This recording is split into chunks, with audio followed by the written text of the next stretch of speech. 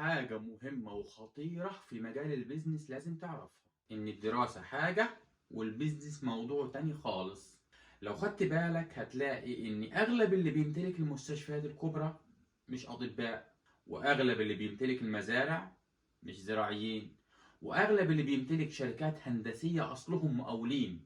فمش معنى إنك خريج كلية معينة هيكون ليك أولوية في المجال، والواقع بيأكد كلامي.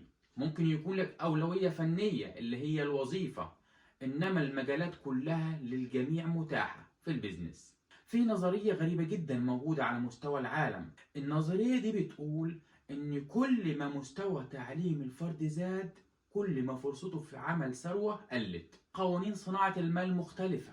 اللي معاه فلوس بيشغل العلماء بمرتبات ويكسب هو من حصيلة علمهم، إنما اللي معاهم علم بس ما بيعرفوش يكسبوا منه صح، لأنهم ما تعلموش بيزنس.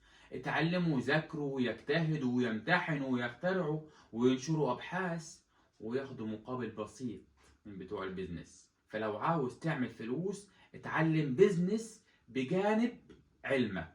سامحوني عكننت عليكم.